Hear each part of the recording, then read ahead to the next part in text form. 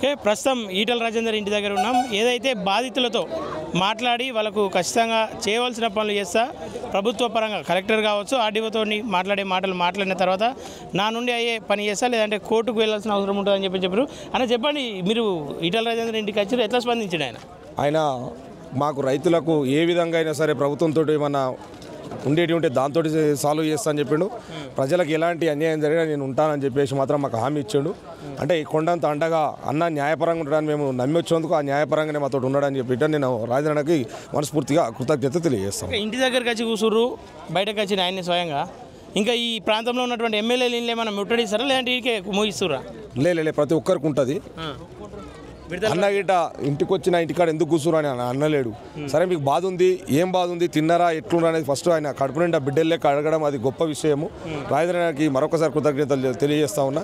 ఎందుకంటే ఆ ప్రేమ ఆప్యాయత అనేది రాజకీయ నాయకులు చాలా తక్కువ ఉంటుంది. అది రాజేంద్రన్న గారు భోజనం చేసి వెళ్ళాలని గిట్ట మనం కోరడం జరిగింది. అందరినీ అన్నాడు. సరే ఎవరు ఇబ్బంది పెట్టదు కాబట్టి మనం అన్న ప్రేమతో అడిగిండు, సరే అని చెప్పాము. మాకు మంచి స్పందన ఇచ్చిండు. మీకు నేను న్యాయం చేపిస్తా. ఆ కలెక్టర్ గారితో జరిగేది కలెక్టర్ గారితో, ప్రభుత్వానికి ప్రజలకు ఏదైతే ఉంటుందో అది చేయిద్దాము. ఇంకా మిగతాది ఏదైనా ఉంటే మీ ప్రైవేట్ పరంగా ఉంటే కోర్టు కేసులా ఇంకోటి ఏమైనా ఉంటే మీరు అది చేసుకోండి.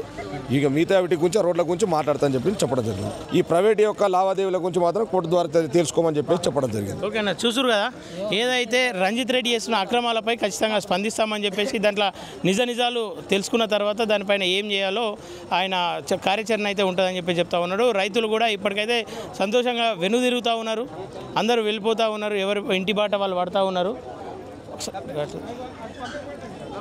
చూసుకోవచ్చు, అందరూ కూడా సంతోషంగా వెనుకకు వెళ్తూ ఉన్నారు. సరే, ఏదేమైనప్పటికీ వీళ్ళు చేసినటువంటి కార్యాచరణ ఇంతటితో ముగించారు. దీని దశల వారీగా మారుతూనే ఉంటుంది, రూపం దాల్స్తూనే ఉంటుంది, వేరే రూపం అని చెప్పి చెప్తా ఉన్నారు. అంతలోగా రంజిత్ రెడ్డి ఖచ్చితంగా స్పందించాలని చెప్పేసి వాళ్ళైతే కోరుకుంటూ ఉన్నారు. ఇది ఇక్కడ పరిస్థితి. చూస్తున్నానండి ప్లస్ టీవీ. Thank you.